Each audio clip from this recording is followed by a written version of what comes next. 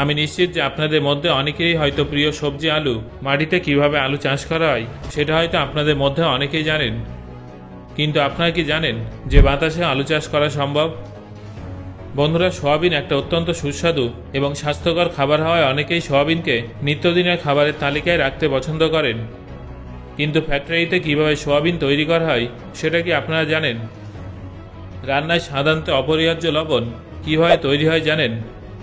না জানলে ভিডিওটা অবশ্যই শেষ পর্যন্ত দেখুন। আপনারা সাধারণত কৃষকদের এভাবে আলু চাষ করতে দেখে থাকবেন। বেশিরভাগ কৃষকেরা এই পদ্ধতিতে আলু চাষ করে থাকেন।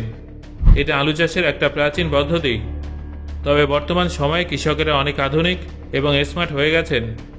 তাই এখন কৃষকেরা কৃষিকাজের ক্ষেত্রে আধুনিক টেকনিক প্রয়োগ করতে শুরু করেছেন।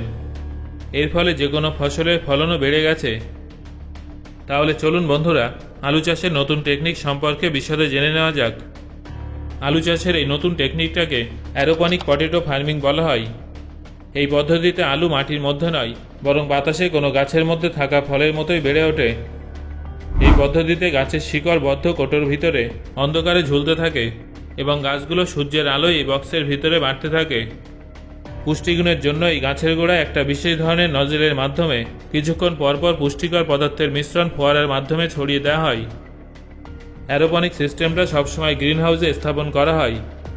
এর ফলে গাছগুলো ক্ষতিকারক কীটপতঙ্গের হাত থেকে রক্ষা পায়।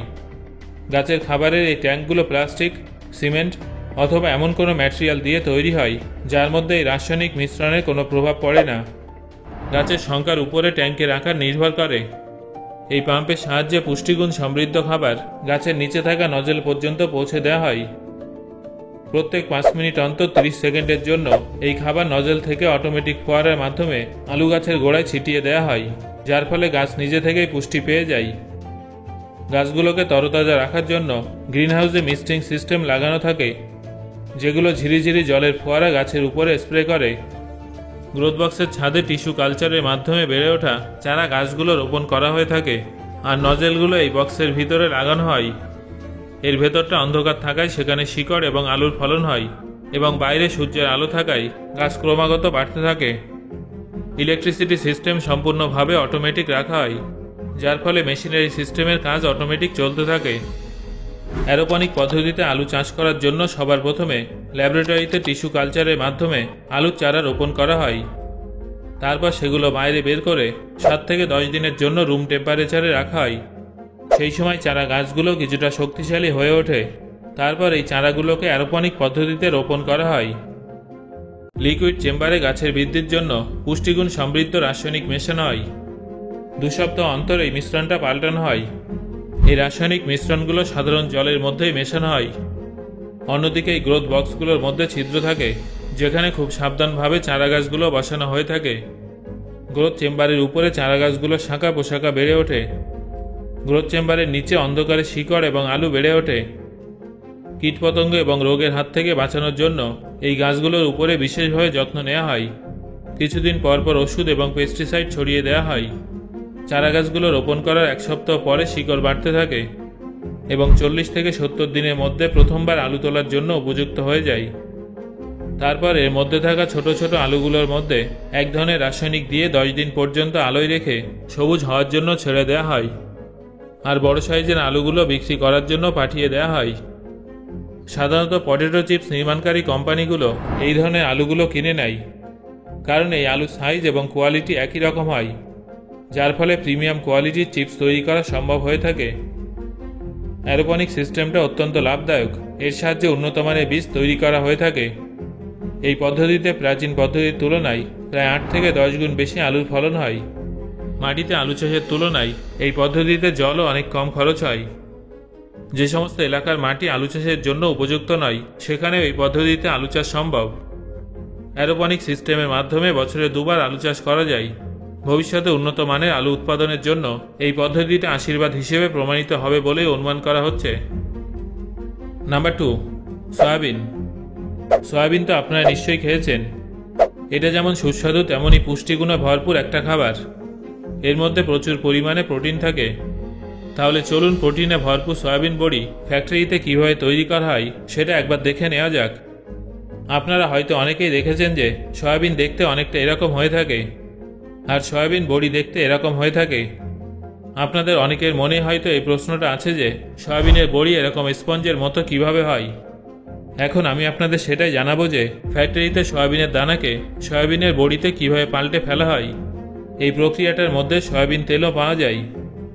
জমিতে যখন সয়াবিনের ফসল পেকে যায় তখন হারভেস্টারের সাহায্যে সয়াবিনের ফসল কেটে নেওয়া হয়। তারপর এই সয়াবিনগুলোকে ট্রাকের মধ্যে লোড করে ফ্যাক্টরির ভিতরে নিয়ে আসা হয়। তারপর সেখানকার কর্মচারীরা ট্রাক থেকে সয়াবিনের বস্তা নামিয়ে ফেলেন। সেখানে সয়াবিন ছাঁটাই করা হয় এবং সবথেকে ভালো মানের সয়াবিনগুলোকে সয়াবিন বড়ি বানানোর জন্য ব্যবহার করা হয়।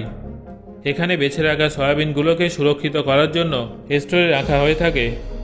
তারপর সেগুলোকে প্রিপারেশন সেকশনে নিয়ে গিয়ে ভালোভাবে পরিষ্কার করা হয় যাতে তার মধ্যে কোনো কণা বা ধুলো না থাকে। তারপর এই সয়াবিনগুলোকে ক্র্যাশিং এবং কন্ডিশনিংয়ের জন্য পাঠিয়ে দেওয়া হয়, যেখানে সয়াবিনগুলো ছোট ছোট টুকরো হয়ে বেরিয়ে আসে। তারপরে পরবর্তী ধাপে সয়া ফ্লেক্স তৈরি হয়ে যায়, যার জন্য সয়াবিনকে এই ফ্লেকার মেশিনে ঢেলে দেওয়া হয়। তারপর সয়াবিনের ফ্লেক্স তৈরি হয়ে যায়। তারপর সলভেন্ট এক্সট্রাকশনের মাধ্যমে সয়াবিন তেল আলাদা করে নেওয়া হয়। তারপর সেই তেল রিফাইনারিতে পাঠিয়ে প্যাকেটজাত করে নেওয়া হয়। অন্যদিকে সয়া ফ্লেক্সগুলো পিষে আটা তৈরি করে নেওয়া হয় এবং সেই আটা আমেরিকার কেটু ওয়েঙ্গার মেশিনে দিয়ে দেওয়া হয়, যেটাই আটাগুলোকে সয়াবিন বড়িতে পরিণত করে। তারপর ল্যাবে এই সয়াবিন বড়িগুলোর গুণগত মান টেস্ট করা হয়। অবশেষে সয়াবিন বড়ি প্যাকেটজাত করার জন্য প্রস্তুত হয়ে যায়। তারপর এই সয়াবিনের বড়িগুলো ভিন্ন ভিন্ন ওজনের প্যাকেটে ভরে মার্কেটে পাঠিয়ে দেওয়া হয় বিক্রি করার জন্য। নাম্বার 3, লবণ। বন্ধুরা, এটা তো আপনারা সবাই জানেন যে সমুদ্রের জলের মাধ্যমে লবণ তৈরি হয়, যেটা প্রচণ্ড লবণাক্ত হয়ে থাকে। লবণ তৈরির জন্য প্রথমে প্রচুর পরিমাণে সামুদ্রিক জলকে একটা তপ্ত রোদে বিশাল বড় জায়গায় এইভাবে জমিয়ে রাখা হয়। তারপর সেটা কিছুদিন বাষ্পীভূত হওয়ার জন্য রেখে দেওয়া হয়, যার ফলে জল বাষ্পীভূত হয়ে উড়ে যায় আর কাঁচা লবণ নিচে পড়ে থাকে। তারপর শ্রমিকরা এই কাঁচা লবণ তুলে নেয় এবং পরবর্তী প্রসেসিংয়ের জন্য ফ্যাক্টরিতে পাঠিয়ে দেয়। ফ্যাক্টরিতে সবার প্রথমে ক্র্যাশিং মেশিনের সাহায্যে এই মোটা দানাগুলোকে একদম মিহি পাউডারে পরিণত করা হয়। তারপর একটা ভাইব্রেটিং কনভেয়ারে এই লবণগুলোকে তীব্র গতির জলের দ্বারা পরিষ্কার করা হয়ে থাকে, যাতে এর মধ্যে উপস্থিত সমস্ত ময়লা এবং কেমিক্যালের দুর্গন্ধ বেরিয়ে যায়। তারপর এই লবণ জলকে সেন্ট্রিফিউগাল ইউনিটে পাঠানো হয়, যেখানে এই ভিজে লবণ থেকে জল ও লবণকে একেবারে আলাদা করে দেওয়া হয়। তারপর লবণের গুণমান বাড়ানোর জন্য এর মধ্যে আয়োডিন মেশানো হয়ে থাকে। তারপর এইভাবে প্যাকেটজাত করার পর সোজা বিক্রির জন্য মার্কেটে পাঠিয়ে দেওয়া হয়। সো বন্ধুরা, ভিডিওতে যে 3টে মেকিং প্রসেস সম্পর্কে জানালাম, এর মধ্যে কোনটা কোনটা সম্পর্কে আপনি আগে থেকে জানতেন সেটা অবশ্যই আমাকে কমেন্ট করে জানান।